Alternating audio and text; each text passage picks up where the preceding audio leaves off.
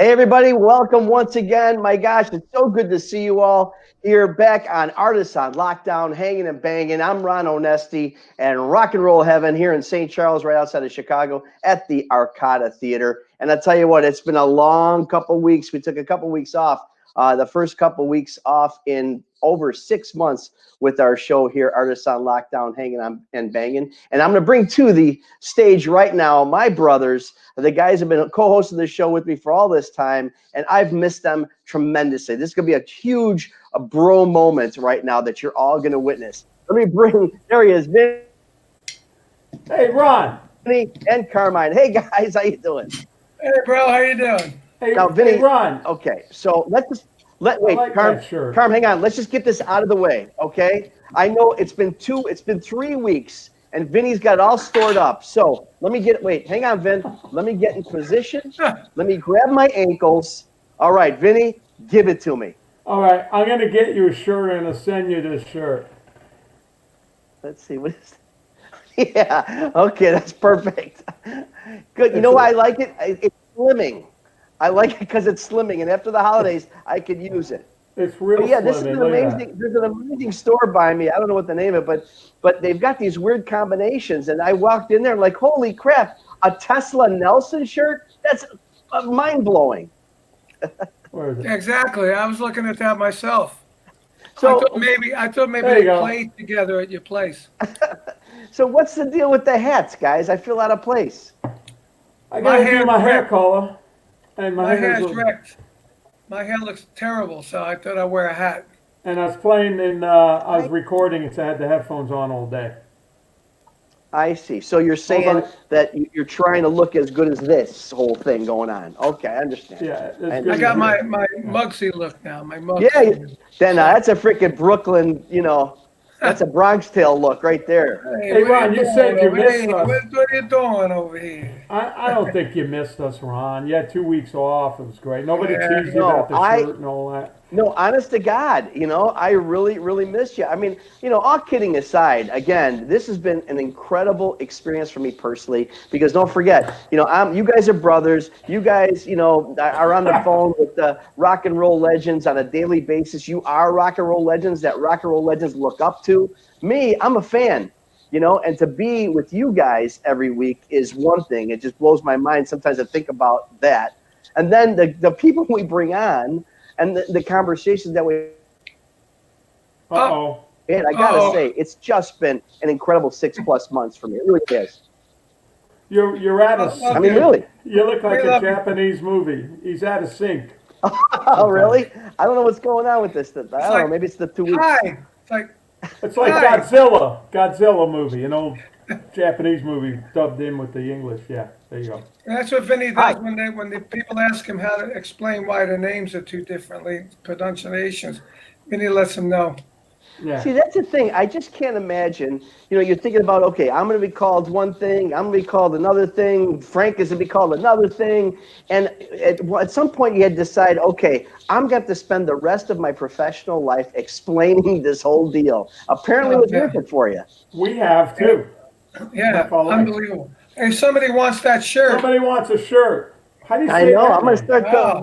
We got a merchandising thing going on here. Hey, we got a big show tonight with a lot of rock and roll legends Yeah. on. So let's Paul. Bring him on. Bring him on. bring them. I'm Uh-oh. going to bring them all on at the same time so we can get right into it because I'm very, very excited about it. So first, these guys, the twins. What can we say about these guys from the 80s? But you know what? There's so much to talk about their history. Gunnar, Matt, Matthew, good to see you guys. The Nelsons. Yeah. Yeah. Hey, Ron. Hey, guys. Hey. Carmine, It's so- how you guys doing? Thanks for having us on. And just as a correction, we are nowhere near legends. We are legend larvae. Just to let you know. You know what? Legends in Here's training. the thing. That's right. That's You a good may, one. if you may consider yourself, but I gotta say, you're getting to the age, bros. Your legendary ages. We all are getting up there. No, I Not was me. sitting with a kid yesterday, and he said to me, "Hey, Pop, how old are you?" And I said, well, "How old do you think I am?" He said, 96. I said, "No, I'm not. I'm 50." I just look that way. It's almost the same thing. So there you go. You're not even 96 backwards. But you know what? You know what I love though? I love the fact that you guys are bringing back Oh, Because last time you guys were by me, you had this nice old thing going on. The hair was all nice and short. Look at this look. Hell yeah. Well, in the end, look, the secret is the hats. Everybody, we all here, we know this. This is the COVID hat thing. Okay, we've learned when we do these interviews, and you get caught up like Vinny did in the studio today, and you don't have time to like primp like you normally would. You know what? You blame it on COVID, like everything is, and you put on a hat and you just rock it. That's the way it is. Well, for me, I'm completely bald under this hat. This is just all the hair that's glued onto this hat to put it on. Can I get one of those? Can you send me one of those hats? Are those hats available online? I might need one of those soon. That's right. Man, I can make, you teed me up to such great jokes at so many of my fellow artists' expense, and I'm not going to go there. I'm not going to buy this. Anyway, I'm not going there. Ron didn't get the email about the hats. Yeah, Ron, there it is. Hey, he's got a Ted Nugent hat. Teddy sent me this for Christmas. It says "We the People." Yeah, good. I like it. We the People. Yeah. That's nice. Hey, would you guys mind if I do one thing? I know this is your show, but before we go any further, can I just single both of you cats out? Vinny, I've never gotten a chance to meet you before. You can't say that about Carmine. We've hung out just a little bit. But I have to say, this is a thrill for me in particular. I started out as a drummer. And the very first instruction I ever had as a drummer when I started at 6 years old, a few years later, was a book I bought, and I believe it was called Realistic Rock. Oh, no.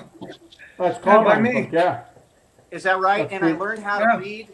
I learned how to read music with that book, and that changed my life. And then I have to say that to date, the single greatest drum fill, in my opinion, in the history of rock and roll, is bar 6.5 of the groove of Last in Line. That is the best drum fill I have ever heard and will ever hear. Oh, wait, but he got that from me. Yeah.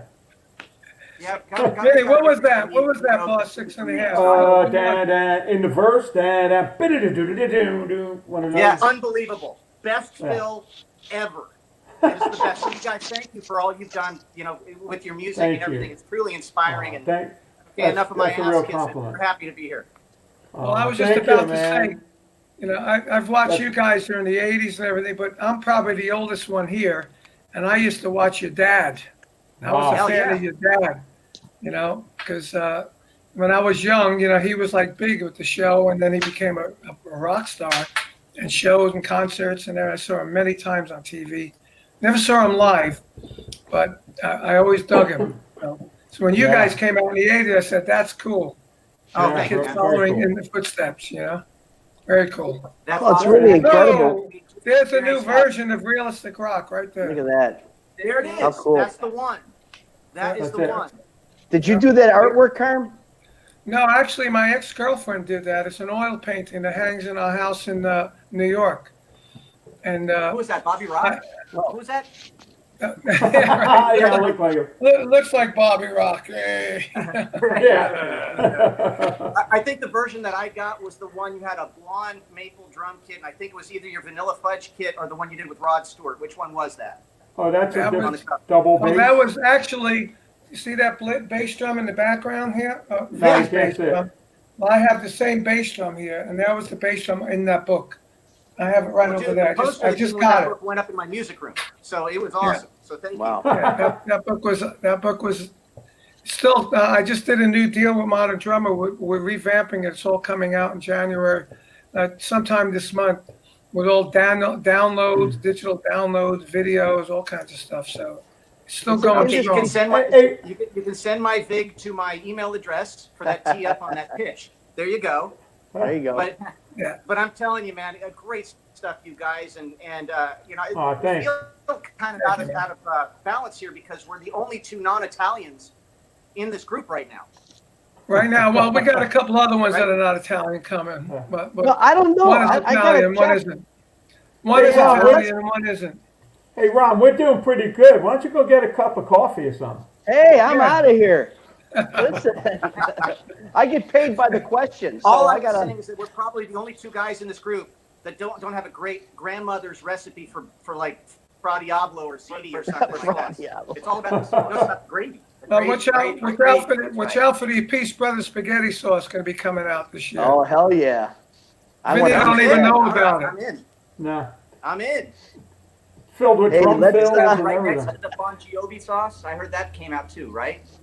I think Bon Maybe, Jovi, but, but we're talking about doing Ron's Meatballs. Yeah, I'm Ron's telling ya. Meatballs. Ron's got the killer. Do you guys ever play the Arcade? Oh yeah. Oh, Yeah, well, you know, did you eat his meatballs yet? They're awesome. Yeah, we did. Oh, yeah. And we only play the Arcade for the food. It's amazing. I'm joking. Me Food too. is amazing. No, Yeah, I can see that. Me too. Yeah, they get paid in No, food. you They get have paid in a- meatballs. At the bar, what's the wine drink? What is the wine drink you have at the bar? There's a special drink. It's unbelievable. The Flapper Ron, Floozy? you're at the bar there in the back. Is it a Chianti? What is it? No, it's not Chianti. What is it? Is it It's upstairs? infused with fruit and red wine, and it's amazing. Oh, it's our Italian sangria that we do. Sangria. Sangria. Yeah, Unbelievable. everybody loves it. It's homemade. It's homemade. Well, I love the fact that you guys coming to the place has always been really, really special. Whether it's the Remembering Ricky Nelson show, your Christmas show. I mean, it's just a great show every time you do it, because not only. You guys got to understand. I didn't even realize this, but you're talking. We know the 3-generation deal about the whole Nelson family. But Ozzy, actually, I don't know. You probably know this, but he was a band leader originally. That's right. He had a And in 1934, they came out with a song. Yeah. Number one. Well, he had a number So, one in number one, 1934, then Traveling Man, a song number called one. Nelson, right? Well, I'm sorry, we got a delay. So you Ron, got apologies. 3. What was that question one more time? Yeah, you come Well, you out. got 3 generations. 3 generations of a family that's had number 1 hits. I think you're the only family. I got to think. It actually is. It's a Guinness Book record, which I think is pretty cool. But that's how Grandpa Ozzy and Grandma Harry originally met each other. She was actually a rising star that was catching fire a lot faster than he was. He had a big band in the tri-state area, and he was doing pretty well. But his big play was a place called the Glen Island Casino, and that was kind of his first residency with his big band. And this is back in the day of Rudy Valley and all that stuff, obviously pre-World War II. And he was always an enterprising guy. I mean, Grandpa Ozzy wound up writing, producing, editing, directing, and starring in all 435 episodes of Ozzy and Harriet. But he still holds the record still holds the record as the youngest Eagle Scout in history with the Boy Scouts of America at 12. He was the captain of the football team at Rutgers and played quarterback there. And years before, he had that big band. And the big band was interesting because Ozzie Nelson ran a 30-piece orchestra without being able to read or write a note of music. And he never let that stop him. Wow. It was just kind of one of those things, I guess they made people differently back then. And he didn't get Carmine's book. But He should have got it. I had to give my book. He could have called him personally in Hey, 1934. did Ozzy, did he hear that fill and last in line back then? Yeah. I didn't get your grandpa the book, but I did give my book to Fred Astaire. Oh, That's very crazy. cool. That's pretty awesome. Yeah, and I got a letter back from Fred Astaire. It hangs in my studio here. He got a letter back that says, please don't send me any books. A couple of movies with No, Rogers. The letter said, "Did you steal this? Did you steal these book exercises from your brother?" Yeah. He said, actually, Fred Astaire mentioned that fill also in Last in Line. There you go. It's He funny said, how is that Well, I'll tell you fill what, in it's his really book? something. You got 87 years of Nelson's hits and music, and what you guys have contributed to rock and roll as a family is really just. I think people I don't think they really get to what degree your family has contributed to rock and roll. So it's really something. Well, I got to say this. Our pop he was a rocker through and through, and when he started, it was real deal rockabilly. His best buddies were Gene Vincent and Eddie Cochran. And they wanted him on Sun Records, but travel wasn't what it was. And then he reinvented himself the country rock thing. but he literally, lived and died for rock and roll. And he was a great film actor and TV star. And I don't think he ever got the credit for how much he loved music and rock. I mean, there was really only one person who even came close to giving Elvis a run for the money, and that was our Pop. He sold 500 million singles in his career. And, he was one of those guys, and it's kind of like almost the family karma. He never got, while he was alive, he never got a Grammy. Our grandfather Ozzy never got an Emmy. It's kind of the family karma, but they seem to really hit what people liked for their generation. And we just, he lost him on New Year's Eve way back in 1985. So it's always a bittersweet thing. We remember the plane going down and we lost his whole band and everything. And, he honestly could have retired and played it really safe, but he just loved music and he loved his fans so much that, I can't believe it's been 35 years. It seems like it just happened, but at least we have the music, Yeah. And you know what? That was going to be one of my actual questions. Not to spend a whole lot of time on it, but it is the 35th anniversary of his passing, and that whole. I mean, besides the absolute family tragedy that how old were you guys when that happened? We were 18 years old, and we were in a really interesting situation for a couple of reasons. We were living with our dad at the time. He was our best friend, great guy, really, really great guy. If you grew up with the show Carmine and you saw it and you wondered if, a lot of times you see people on TV and you wonder what they're like when the cameras get shut off and the crew goes home. He was the most funny, down-to-earth, awesome guy. He'd be like the person you'd want to hang out with. And on top of it, cool. He was just kind of otherworldly good looking, like next level. Matthew and I remember, like, you always knew when our dad was going to come down to parent-teacher night because the teachers would start primping and all that stuff. And he never really had to try. And I know for generation after generation of people, they felt like they grew up with our father. So when he actually died in the plane crash, it was unprecedented in the sense that they basically let America know before they even let us know. And I was offended, I think, at first for the first 10 years or so until I realized that in a really real sense, millions of Americans felt like they were family, that they grew up with our dad and with the family show, and that the Nelsons were kind of their surrogate family. Yeah, kind of the same rules didn't really apply. They normally say we're going to withhold the names until we let everybody know what's going on. And I found out about it on KLOS on the radio in LA. Unbelievable! Wow. And Gunnar saw it on the television set. So it's one of those things we had a long time. We had to kind of. Well, what it was like growing up. I don't know if Vinny remembers. I don't know if he was old and young enough. But I remember watching the show, specifically watching it a lot of times to see if your dad was going to perform on the show. Like at the end of the show, they'd have him do a song, or he'd be doing a high school dance in the show. And I used to love that when he used to perform in it. Because to me, being a guy that loved music, as one of the things I loved the show for, to see your dad play. It really was kind of like the first MTV, if you really think about it, because when he started doing this, like now it's like really typical. I mean, people playing music on television, it's not a big deal. Yeah. Right. But back then, it was still considered race music. So I mean, it was really salacious. They couldn't even refer to it as rock and roll on TV because the censors wouldn't allow it. You had to refer to it as rhythm and blues. And so he was the right guy on the right show to smuggle rock and roll into mainstream American living rooms at a critical time in its history. And there were so many musicians who I talk to nowadays from, gosh, man, like people like Brian May and Tony Iommi and Jimmy Page and all these cats that remember seeing those early shows and listening to the James Burton guitar playing and watching the girls scream and squeal when he was up there singing. And they went, man, that doesn't look so bad. I want to do that. Yeah. And that was pretty good.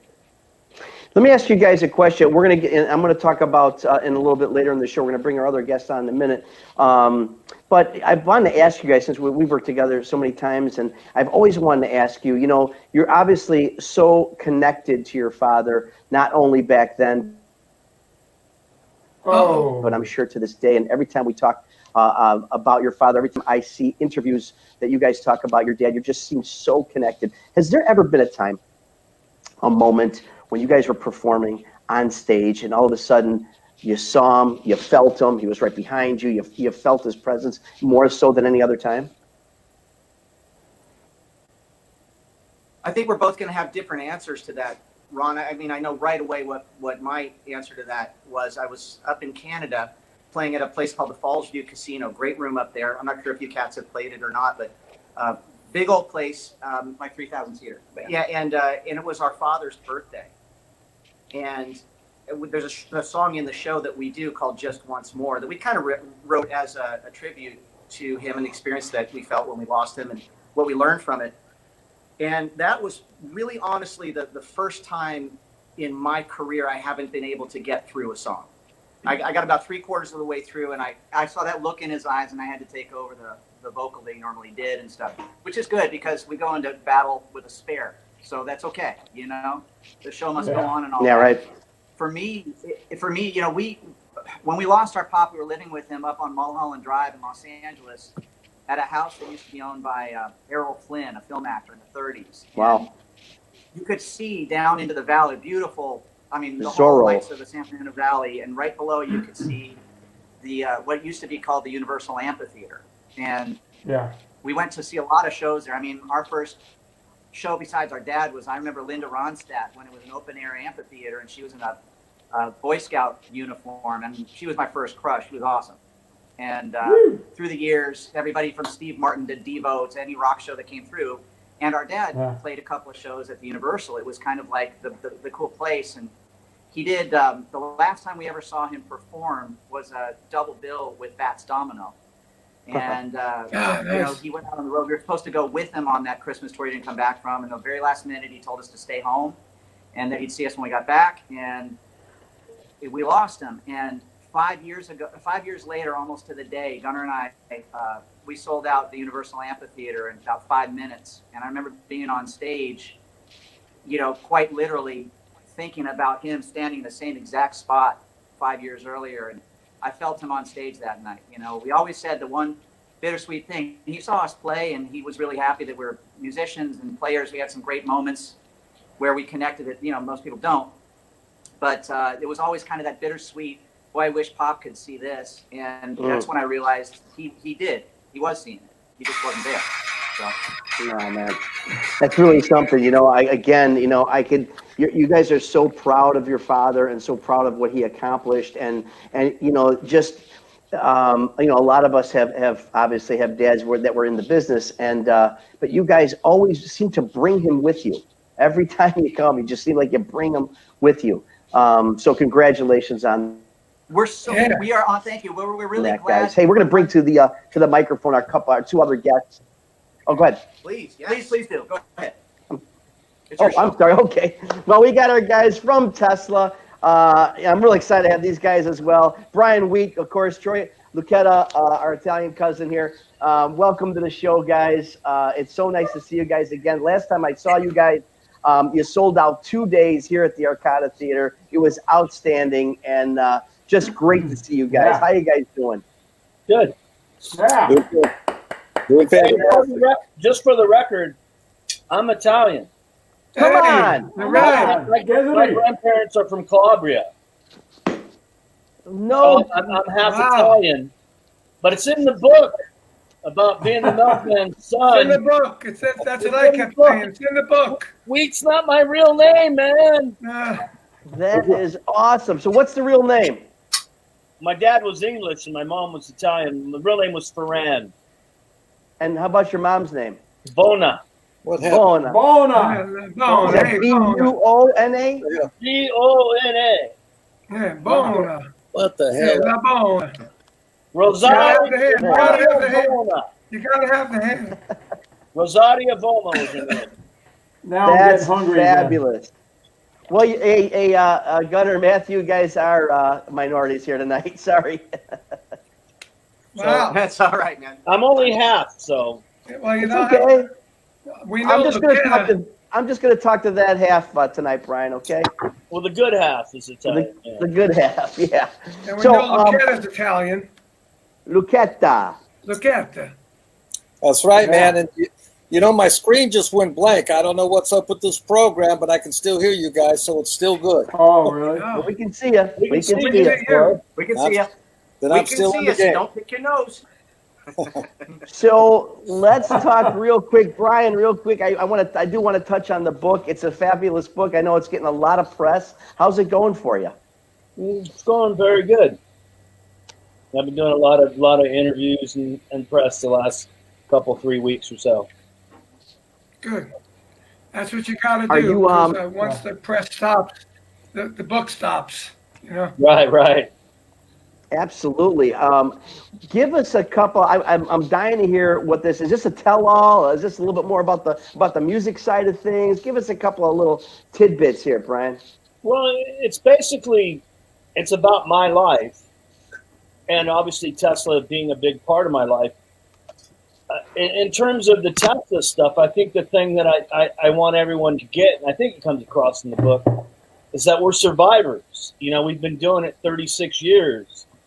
We've been a band, and we broke up and we got back together, and we've had a lot of ups and a lot of downs, and we're still doing it. And that's the thing that I'm most proud of.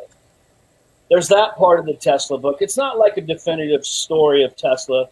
It talks about me and some of the things that I have to deal with being, in a rock band and having autoimmune disease and health issues and touring and all those kind of things, and how it affects me, and anxiety and depression. So I wouldn't say it's a tell-all book at all, but there's a lot of things about Tesla in the book. Good to hear. How about you, Troy? What you been up to during this crazy lockdown time? Who Hello? are you talking to? Troy. Thank you. I can hear you. What you been up to?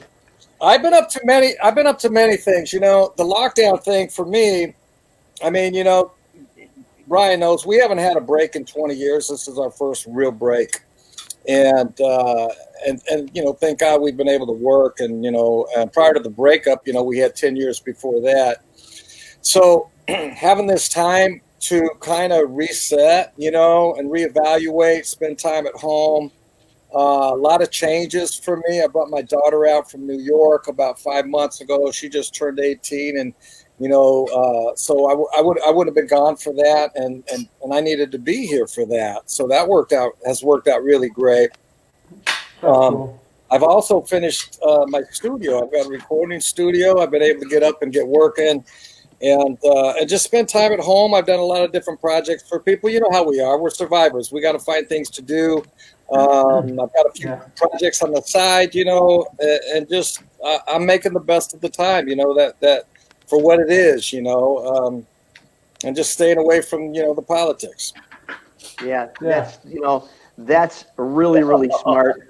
I mean, without getting too deep into it, obviously yesterday was really, really challenging. And I tell you what, I'm not getting political at all because we don't do that. But, maybe hopefully there's an upside to everything.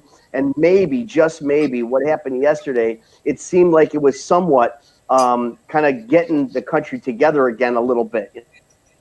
Yeah, I'm sorry. I didn't mean to open up that door. You know what I'm saying? Because people are all freaking on both sides of the table. Like, wait a second, what's going on here?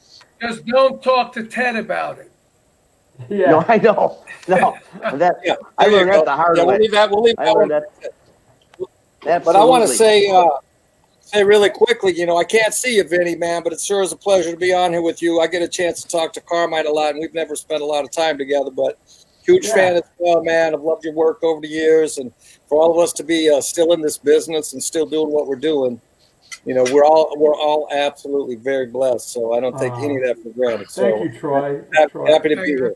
Vinny, I got a question for you. What's up? This is Brian. Yeah. Is that you in the slipping and sliding video of John Lennon? Yes. That's so. Can I say fuck on here? Really? You can't say can't. You can say fuck. That's so fucking cool. Yeah. Hey, I Vinny, was looking at that the other day because I'm doing a version of a Little Richard. Gonna rock it up and roll the night. And I was looking at John Lennon videos, and I said, "Man, is that Vinny on the drum?" Yeah. I was Did 16 years old. Did you play on the record 16. as well? No, we just did. We actually did. My band did hand claps on whatever gets you through the night on that song. That's how we met him, and we rehearsed at the Record Plant Studios, and that's where we were managed by the Record Plant Studios, so we were there all the time. And he started hanging out with us, coming up to the rehearsal room, and then he asked us to do that show. That was his last live appearance on that show. Yeah, that was cool. And I didn't know that until a couple of years ago, and I'm like, I played the last live appearance of John Lennon. Wow. It's stupid. And I used to go to high school the next day. I'm looking at it right now. Yeah, and Carmine, Standing in the Shadows of Love. Oh yeah, that was awesome. Amazing. That was good. It's in my workout playlist, and that really? Oh, good. So funky, man. We are a noisy family. Yeah. Carmine Yeah, noisy family. Carmine, they play the drums too. We have 7 or 8 drummers in our family. I'm watching that video now, Eddie. Carmine. Yeah. Do you remember going to Dwayne Hitchings' house and meeting me and Troy when we were young? Yes, I do. I just talked to Dwayne a couple of days ago, actually. I remember Dwayne sort of discovered you guys. Yeah, he did one of our first set of demos. That's right. He did. You guys, we've got drummers on our show. More often than not, we've got drummers. We've got several on tonight, and we just have to tip those hats that you have on. This is actually the 1-year anniversary today that we lost Neil Peart. So it is today. Yeah, it is. Wow. It is. All right, Ron. No drummer jokes either. January 7th of 20. So we got to do a little tip of the hat to Neil. Did any of you get a chance to meet him at all? Nope. Yeah, I met him once. I met him once. You met him? Nope. Yeah, I met him once. Was he an intense guy? I hear he was an intense guy, and I guess it's exemplified by his kit, right? Pretty laid back, actually. Turn that phone off. Jeez, I did. Hey, I turned it off for my new Apple Watch. Good. No, he was very quiet, actually. I mean, we were watching my friend's band, Malcolm Mendoza with Joey Heredia. They're like a Latin jazz rock thing they used to play at the Lavalley in L.A. And, when they play, they're so rhythmical. They're so good. Yeah, they're great. You can't, Amazing. sit still. And he came in, and he just sat there like this, Oh, here's my hand, like this. Not even like this. So I said, man, he's got to be tapping his foot. I looked down at his foot. He wasn't tapping his foot either. So I didn't know what to make of it, But he was nice to me. He told me he was a fan of mine with PBA, with Jeff Beck and all that. And he was always seemed to be a nice guy, But I've never really gone beyond that. I never met him after that, Yeah, I have never met him. 2020, very tough year, obviously, for everybody, but 30th anniversary of After the Rain, guys. You came out with a remastered album. I love the vinyl. I love it. How's it going with the remaster? Who are we talking to? Gunnar and Matthew. Thrilled to actually find. Yeah. We got it. We were thrilled to actually find the analog master tapes that were missing for 25 years. And we heard about the fire that Universal, who wound up with all the early Geffen recordings that we were on. There was a big warehouse fire, and there was a lot of. We lost them. Now that's what's going on. I was going to say we're. All right, so we'll get them back on, but it's interesting that they're. It's happening to you, Troy's got his dog 2008 Universal fire. Oh, there you go. Look at that. It's interesting that they were. Well, hang on. There they go. And now, appearing. There they are. Here we go. What, did I say something on Facebook? They just yeah, right. Okay, good. Yeah, you got back, man. Yeah, you guys were just touching on that. Sorry. You guys were just touching on that 2008 fire at Universal Studios, and I believe these guys could talk to it as well. I think Tesla lost some tapes as well. Yeah, they. Yeah, well, we don't really know the extent of. We don't know the extent of it, guys, because let's just say that our name was on a list, our father's name was on a list, and it was the list that they had submitted to the insurance. as total losses. And then Yeah, but they haven't paid us. Of course, like everybody, tried to find out what the story was, and lo and behold, the analog unused master for After the Rain showed up in another box, but we still have yet to see the track separation tapes. Yeah, so we found the unmastered 2-track master, but we don't know if the actual session tapes, the 24 tracks, actually survived or not. But they've been really workable with us, and we're hopeful that we can do that because we got some plans coming up this next year. We just did a catalog deal with Universal for the entire Nelson catalog. It's actually 24 records. In our career, they only had the first 3. They had After the Rain, Because They Can, and Imaginator, which were our first 3 albums. And they did a deal for the rest that we had all these years on our own label, which is Stone Canyon Records. And part of that was to put out, they're giving us some leeway because of COVID for an anniversary year, for the 30th anniversary for next year. We get a do-over. So we're hoping to come out with a new Nelson record as well that we've already got in the can. And we're just pretty excited, man. It's like you guys said, we're just happy to still be doing this for a living all these years later. Yeah, we're all survivors and we're all brothers, even though we're not brothers. We know the drill. And we were just kind of talking about everybody's, off camera, we were talking about, everybody's collective contribution to the soundtrack of our lives. We're just honored to be, in this company right now. I mean, Troy and Brian, Mechanical Resonance was on endless loop in our old Mustang for 2 solid years. And when we were making our first record that we had some success with, the soundtrack that we were listening to going to and from the studio every day was your album. It was so inspiring. And, here we are all these years later. I'm totally germing right now. It's a Nashville term, but it means kind of like, I got all your record. But, man, I'm just stoked to be on this call with all you guys. I know. And Gunnar was also mentioning, too, people don't know this, but Vivian Campbell played with us before he joined Whitesnake and was coming off of, the different stuff. So that was playing in the car as well. So, we're connected to everybody. And of course, Carmine, we used to see everywhere because we lived in LA forever. And Carmine, I think there are 3 or 4 Carmines. I think there are 3 or 4 Carmines that actually work every room in town simultaneously. That's right. I think that's what happens. Everywhere. Ubiquitous, which I love. Oh, thank you. Buddy.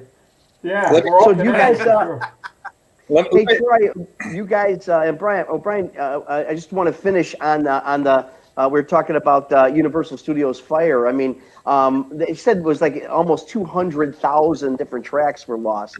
I don't know if that's true or not. But how did you get your experience with that?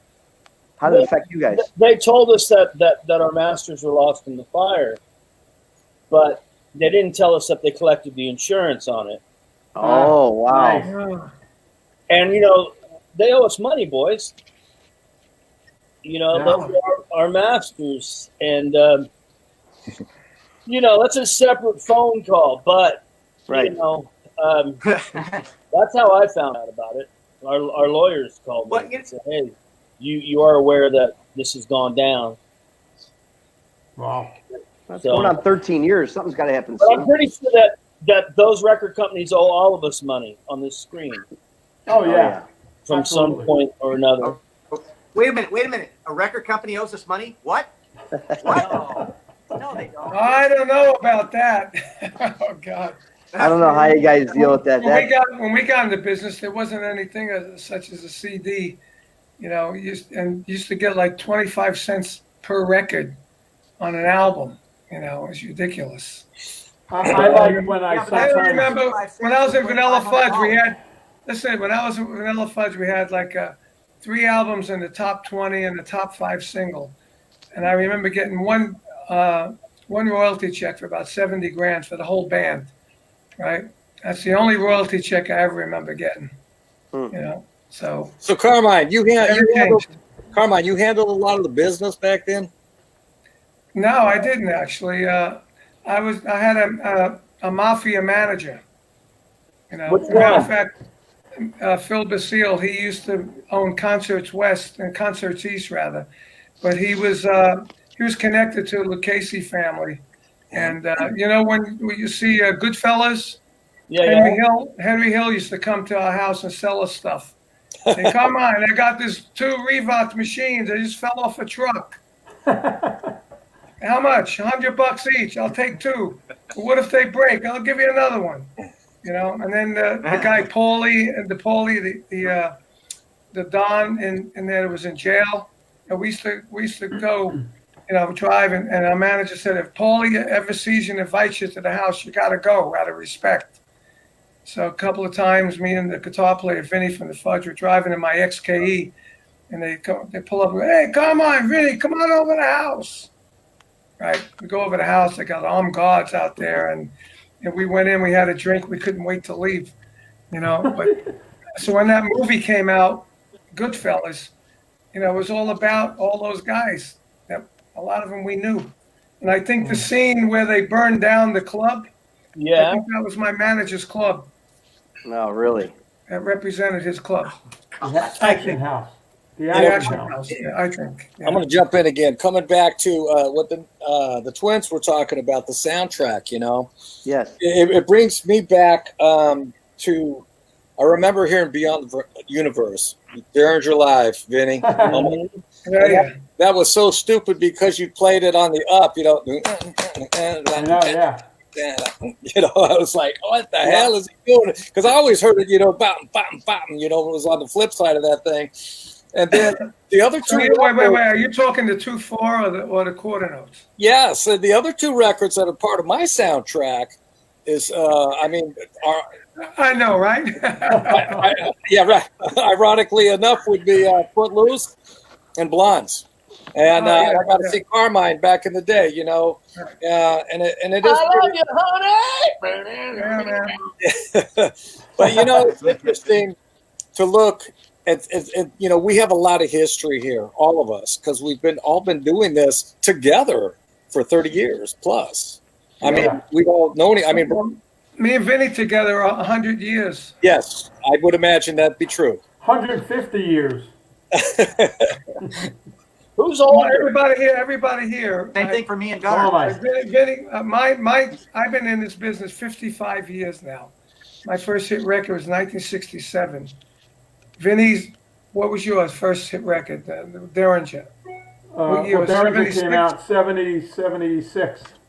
70, John Lennon 75. Okay, so 75. John Right, so 25, that's 45, and my 55, that's 100. That's 100. You guys, how long for the Tesla guys? 37 and 37, 74. 74, okay, and you guys? Gunnar? Yeah, like I said, we're the new kids on the block, only 30 years apiece. Okay, Well, I think we 32. give them the pretty 87 good. years, though, of the family. Yeah, well, there's two of them, so that's 60. So now we're up to like 220 years of experience. And in the record business here. Right here. Pretty funny. I think the main thing is that we're all fans of music, right? Yeah. Oh, yeah, man. We love to play. I mean, and coming full circle, guys, Gunnar and Matthew, I heard part of your new album last year. It's amazing. Good. Oh, thanks, man. Well, we And you look at everybody sitting. Look at everybody sitting. You're sitting in the studio, Brian, are you? I'm sitting in a media room, yeah. Yeah. Troy, you're in the studio. Yeah. Vinny's in his studio. I'm in my studio. Gunner's in there. Yeah. I don't know where they are, but you know, that's you know, four out of five are sitting in studios. Yeah. Except Are you guys for going to be? We're you guys Except gonna you, be Ron. You're in the venue. we're I'm in the in our venue. studio too. We're in our studio. Oh, all right. Yeah. There you There you go. go. Goes to show you. So Well, this is my studio, so it's kind of it the is, same. I guess it is. Yeah. That's where you do your creations, right? It is, man. Yeah. It is. And Hey, meet guys, the balls. And meet the Let me the balls. balls. Hey, Gunnar, Matthew, you said you're working on, or you completed a new Nelson album. Notwithstanding COVID, are you going to be touring as Nelson? Oh yeah, heck yeah. I mean, look, we've all COVID's not going to stop us. We just don't want to stop our fans. We've already had it and gotten over it. We're fine with it. So we just want to get back out and get to work. But we got two different things cooking on this nostalgia side of things. We've got a new Nelson record that we mentioned that we've already got in the can that we're ready to do with Universal. And we also have a brand new project we've been spending the last 3 years putting together and got to finish during this COVID time off, which is called Firstborn Sons. And it's our country rock band. It's best sonically. It's kind of like a cross between the Eagles during the Joe Walsh era and Leonard Skinner, and that's what we're working on. Cool. Wow. Sounds good. Lots of guitar. Lots of stuff. I mean, you guys have reinvented yourself so many times. You know what? I actually really shouldn't say reinvented, because you didn't really change direction or change scope. I mean, you took what makes you guys up, whether it's your history, whether it's your dad's history, the country thing kind of throws us off a little bit, though, which is awesome. But how did that all happen? It shouldn't. Ron, it shouldn't. If you think about it, we grew up during the Rick Nelson era. It was the second phase of his career.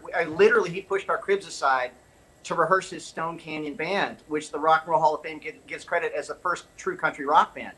He had an original Buckley, Tom Brumley on steel, replacing James Burton on guitar.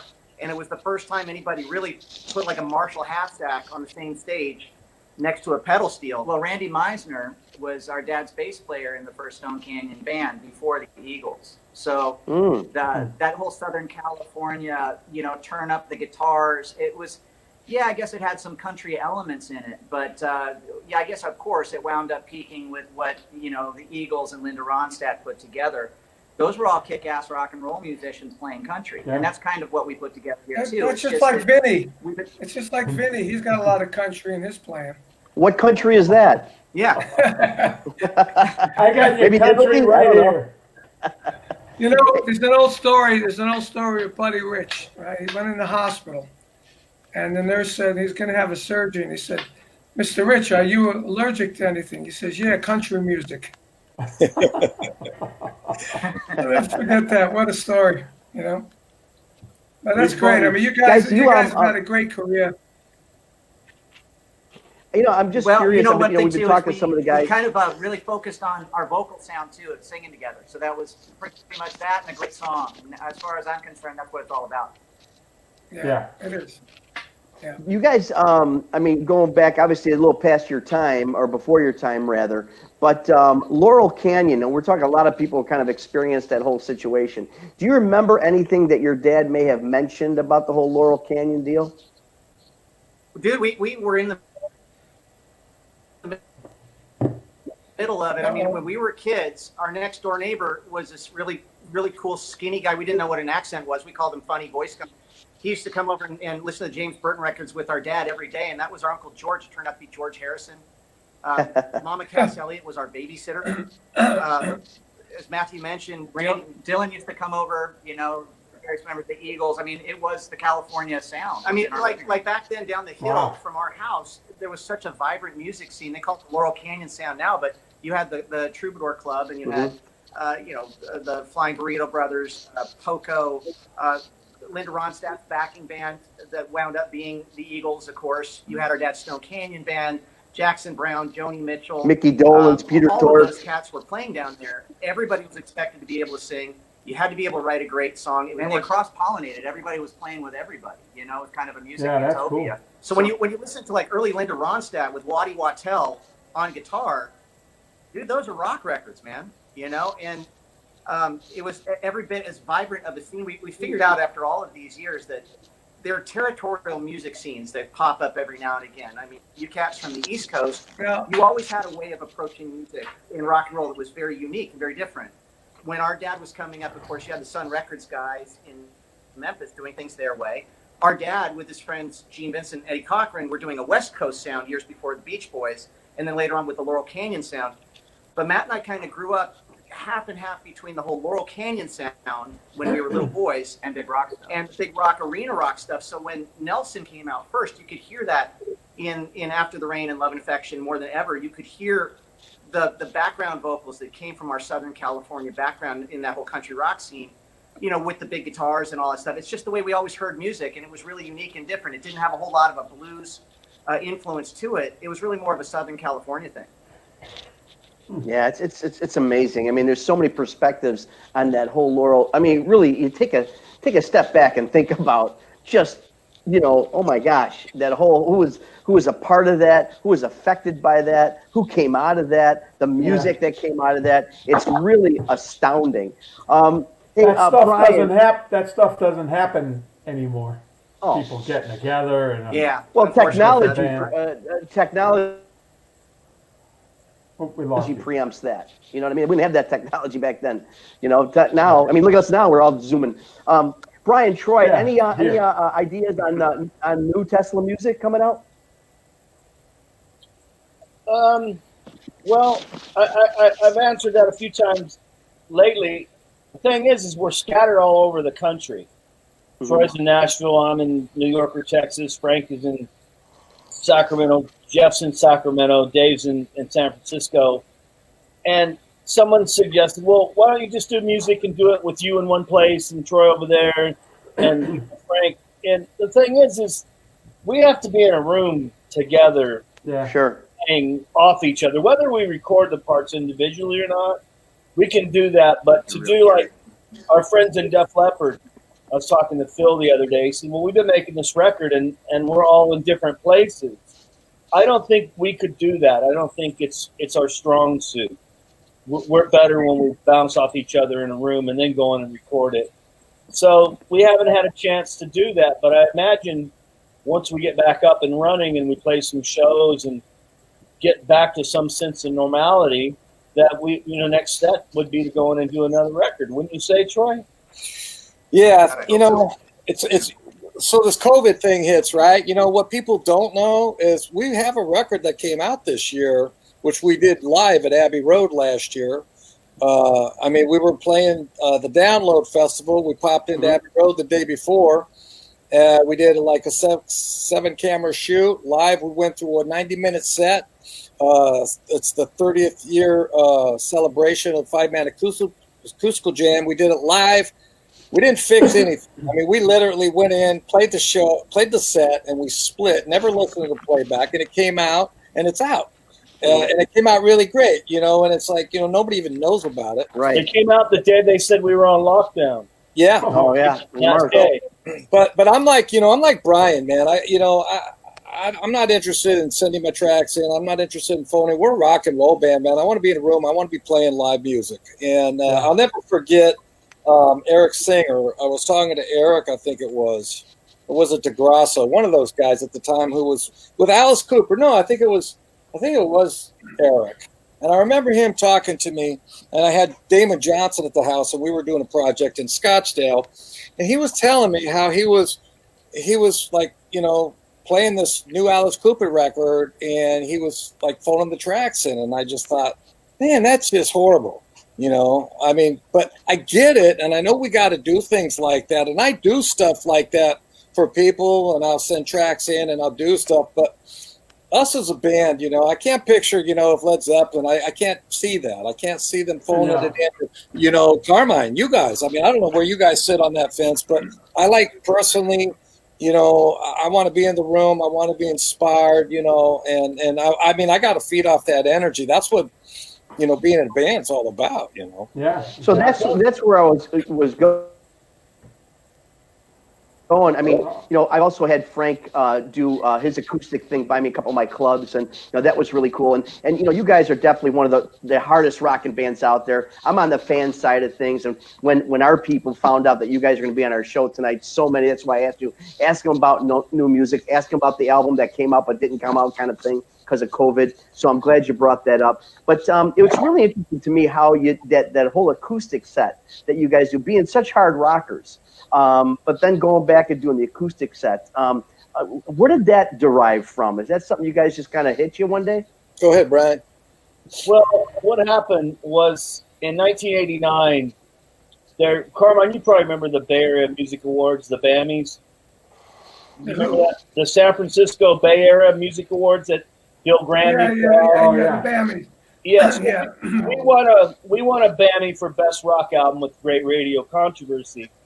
And they asked us to play, and our gear was still on the East Coast. So we decided, well, we'll just show up with acoustic guitars, acoustic bass, Troy play a snare drum, we'll do Love Song that way.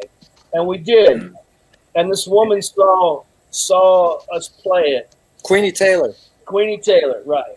She worked with Boz Scaggs at Boz Scaggs Club in San Francisco called Slim's. So she wrote a letter to our manager, Peter Minch, saying, would your band Tesla entertain the idea of playing a 90-minute show acoustically? So he brought it to us, and, this is where me and Troy had this conversation yesterday. How I remember it, I don't know if Troy's going to agree with it, but I remember us telling him no, that we didn't want to do it, that we were a rock and roll band. And I don't think it was me and Troy that said this. This was two other guys that probably played guitar. And that, it wasn't rock and roll. We didn't want to do it. That wasn't, one or two songs is cool. And he was a smart guy, because being the way he was, he said, well, you probably can't do it anyways. You're probably not good enough musically to pull this off. And then we kind of went, well, fuck you, man. Are you challenging us? Come on, man. And at that point, we put together this 5-man acoustic jam set that everyone knows from the 5-man acoustic jam album. Now, long story short, because this could get long-winded, we were out with Motley Crue, and we did the 2 shows at Slim's. And Motley Crue were taking a lot of days off, and we were still a new band. We couldn't afford to take that many days off. So Q Prime said, look, we'll book you 5 or 6 shows acoustic on this tour, and that's how you'll make up the shortfall of the tour, or, whatever, so you guys have a paycheck if you tour. Well, during that, Frank, Jeff, and Tommy went to AAF in Boston to promote. We were playing with Motley Electric. They took a couple acoustics, and they sang Signs, which is on that album, live in the studio like we're doing right now, version just like this. Well, they started playing that on the air at AAF in Boston, and it started getting all these phones. So then Geffen said, hey, there's this thing happening in Boston. Can you record that? And we said, well, we recorded one for just to have, so we know. We recorded the last show in Philadelphia, which wasn't the best show by far. It was the worst show, probably. But there was a vibe and an honesty, and I think that's how it connected with people. So we said, we have this. They said, can you do an EP? We said, yeah. We mixed up 3 or 4. They said, we really like it. Can you make an album? We said, yeah, and the rest just happened. Literally, it happened in a couple of weeks. That thing was, I think we paid $28,000 to make that record, which at that time was unheard of. And with the video, because the video and the mobile truck and everything, I think it was $28,000, and we sold over 2.5 million copies of that record. And we were in the studio recording Psychotic Supper, and they said, hey, your record's going to go top 10. And we're like, what are you talking about? So we didn't know it. It just happened that way. And the funny thing about it is, people say, oh, you started this acoustic thing, Tesla. And we didn't. And my friend Jimmy Page put it best to me. He said, what you did was you were the first band to do an all-acoustic live album. Before Rod did his, before Nirvana, and before Eric Clapton, Tesla did the first all-acoustic live album. But I don't think that's incredible. We're responsible for the acoustic thing. MTV was doing that before we did. But you know what? I gotta. I'm not gonna disagree with you, but I gotta say, as far as the acoustic thing as a whole, maybe not. But rockers who have latched onto it, hard rockers that have latched onto it, you really were pioneers as far as that direction. You really were. Well, I think we're good at it. I mean, I without trying to sound egotistical, I think Tesla do our acoustic show very well. Well, that version, and I don't know how it happened. It's a gift from God, because it's something that we fell into. We didn't plan on doing it. And I think, when it's all said and done, if they ever mention Tesla in the halls of rock and roll, the one bleep we'll get will be about the acoustic thing. I think that's what people will remember it for. And I think it's great. Well, if you guys ever go out on tour again doing the acoustic jam thing, and you need a couple of Swedish chick sisters that play acoustic guitars and sing, we're in. Okay. Well, that's been discussed. Hey, you can always get me and Vinny. We'll play acoustic drums with Troy. Yeah, we'll be the brothers, 4 brothers. And I got a place for you to do it at. The brothers. Hey, Yo, Let's book Hey. it. Let's Hey, book we got our first gig, man. We got our first Hey. gig. Let's do, hey, Ron, let's do a week straight. yeah. You know what? There you With go. Meatballs. Three drummers and 3 guitar players. That's a good combination. Sign right there. Just sign, and whenever you're ready, here, let's Hey, Ron, do you this. got the shirt. All you need is the Vinny and Carmine on the shirt. You got the shirt, the event shirt. Yeah. 10 minutes, it'll be done. I got to say that the love song version, the acoustic version of Love Song is absolutely one of my favorite. I mean, it really, really resonates, and a lot of the fans too. So it's just, I would love to see that. I would love to see that live. I know a lot of the fans would love to see it. Maybe we can do it. The next 2-night thing we do, maybe it's a 1 regular and a 1 acoustic. That would be really cool. Well, we were talking about that with this record that Troy just talked about with the Live at Abbey Road thing. We were talking about, doing some shows. We had this Alice Cooper tour booked. And then we were going to maybe do some acoustic shows to go on with the release of this thing. But like Gunnar and Matthew said, we kind of maybe get a year do-over, hopefully. And maybe that's what we do this year. Who's the promoter in the band? The promoter? Yeah, Troy. He just went and got the album cover. Yeah. Nicely done. Nicely done. Hey, you guys. Troy, when you were at Yeah, dream Abbey come Road, true. did you do the cross the street thing? Look at this. Hang on. We did. I And did. listen, There you go. listen, Check it out. they wanted to put it on the back cover, and I said no. Oh, that's great. That's great. No, we did it. There it is.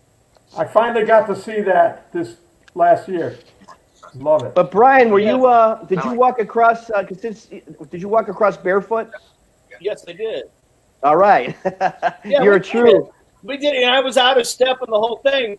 But when it's funny, we were putting that together. I remember having a lengthy conversation with Frank Hannon, and he wanted to put it on the back. I said, Frank, you just can't put it on the back cover. Why not?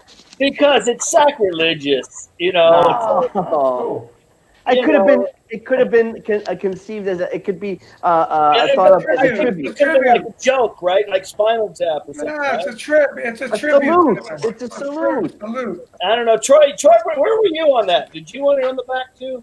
No, I did not. I was with you, Brian. I did not want it. I thought it was. I just think there are some things that are sacred, and Yeah. I'm of the opinion on the 8th day God created the Beatles. There you go. Okay, on the 9th day, he created Jimmy Page. On the 10th day, he created Freddie Mercury.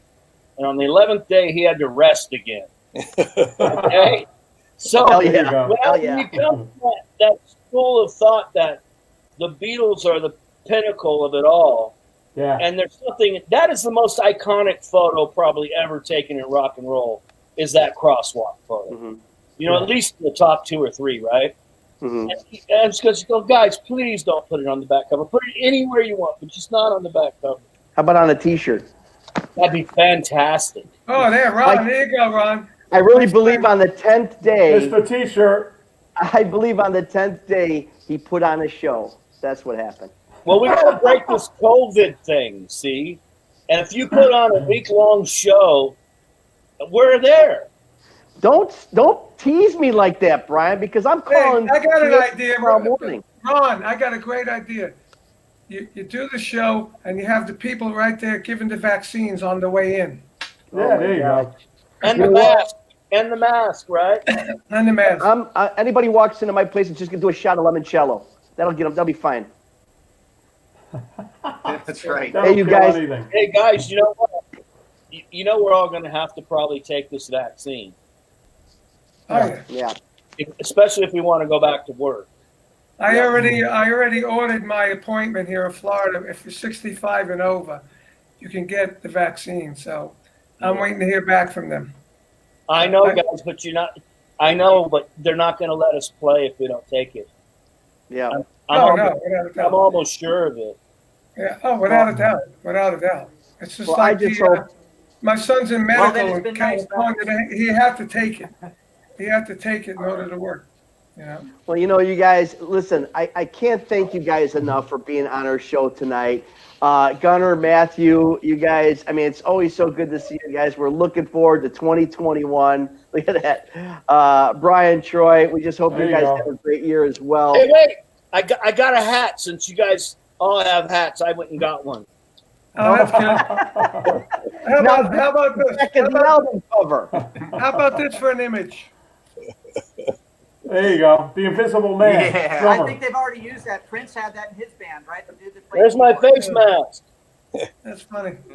There you go. I like that. I like that. That's an even better album cover. Hey, man, safety, God's blessings to you guys, good health. Want to thank Steve Love, Ben, our producer. You guys out there, make sure you share. Make sure you like us. Yeah, next week. How about it, Carm? A really big show as well. We got Skunk Baxter. We got Buck from Blue Oyster Cult. Buck we got Dharma. Richie Kotzen from Winery Dogs and Poison. Cool. And we got Corky Lang. We're going to do a bit of a Leslie West tribute at the end. So we're going to have Corky on. And I think Bumblefoot's going to chime in as well. He's getting to be a regular, Ron. Yeah, you got to have regulars, you know. Why not? Mr. Hot Hey, you Sauce. guys, thank you all very much. He's a hanging and banging contributor.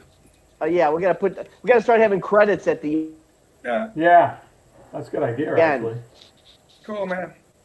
Hey, thank you guys. Thank you guys very much. Everybody stay safe. See you next Thursday. Stay safe, bros. Great seeing you all. God bless. Talk to you, Troy. Talk to you, Brad. Thank you. Lots of love. Yeah. Hey, Vinny, I'll call you later. Make sure you like, make sure you share, tell everybody all about Hangin' and Bangin', Artists on Lockdown. We see you here every Thursday night with my brothers, Carmine and Vinny. Have a great week, a safe week, and a healthy week. Good night, everybody. Bye-bye. That's cool. Yeah.